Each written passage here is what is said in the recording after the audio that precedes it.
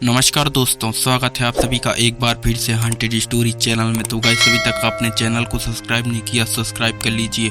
हम आपके लिए न्यू हॉरर स्टोरी वीडियो लाते रहेंगे। तो दोस्तों, ये कहानी जयपुर की है। एक सौरभ और ड्राइवर की कहानी है। यह कहानी जयपुर की उन सुनसान और रहस्यमय गलियों की है जो रात के अंधेरे में और भी डरावनी हो जाती हैं। सौरभ एक युवा और महत्वाकांक्षी लड़का जयपुर में एक बड़ी कंपनी में काम करता था। उसे रात में देर तक काम करना पड़ता था और इसलिए उसे अक्सर कैब से घर जाना पड़ता था। लेकिन एक रात उसकी जिंदगी हमेशा के लिए बदल गई। एक दिन ऑफिस में ज्यादा काम होने के कारण सौरभ देर रात को ही निकल पाया। उसने घर जाने के लिए कैब बुक की और कुछ ही देर में एक पुरानी धुंधली हेडलाइट वाली टैक्सी आकर उसके सामने रुकी। टैक्सी का ड्राइवर अजीब तरह का दिखता था। काले कपड़े पहने, उसके चेहरे पर गहरी झुर्रियां और आंखों में एक खौफनाक चमक थी। सौरभ को थोड़ी असहजता महसूस हुई, लेकिन उसने इसे नजरअंदाज कर दिया और टैक्सी पे बैठ गया। रास्ते में सौरभ ने ड्राइवर से बात करने की कोशिश की, लेकिन ड्राइवर ने कोई जवाब नहीं दिया। वो बस अपने धुंधले शीशे में बाहर देखता रहा। सड़कों पर सन्नाटा था और वातावरण में कुछ अजीब सा डरावना एहसास था। जैसे ही गाड़ी सुनसान रास्ते पर आई, ड्राइवर ने बिना कुछ कहे एक अंधेरी गली में गाड़ी को मोड़ ली।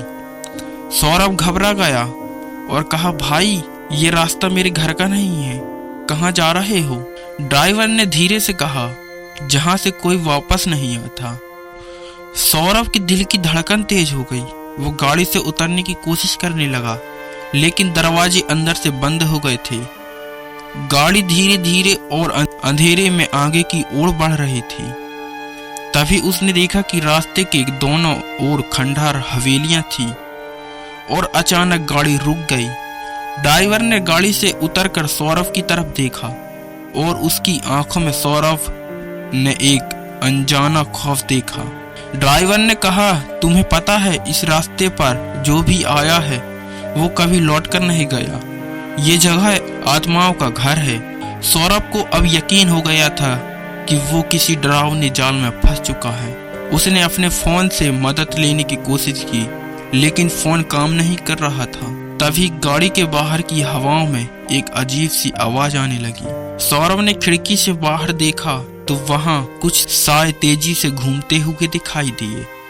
वो साए इंसानों की नहीं थे, वो आत्माएं थीं जो उस गाड़ी की तरफ बढ़ रही थी। ड्राइवर ने गाड़ी के बाहर खड़े होकर कहा, अब तुम्हारा भी समय आ गया है।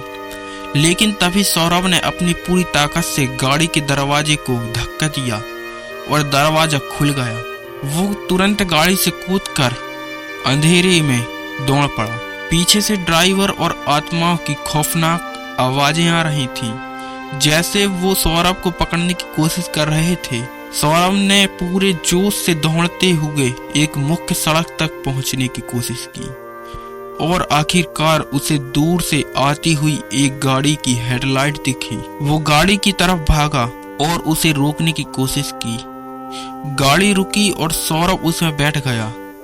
उसने घबराते हुए ड्राइवर को उस खौफनाक ड्राइवर और आत्माओं के बारे में बताया। गाड़ी का नया ड्राइवर शांत था और उसने सौरभ से कहा, तुम सुरक्षित हो। सौरभ ने राहत की सांस ली, लेकिन जैसे ही उसने ड्राइवर के चेहरे की तरफ देखा, वो हक्का बक्का रह गया। ये वही पहला ड्राइवर था।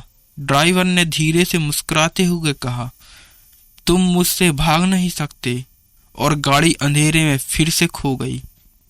सौरभ की ये कहानी रहस्य और डर का मिश्रण थी, जिसमें उसने एक ऐसी खौफनाक रात का सामना किया जिसे वो कभी भूल नहीं पाएगा।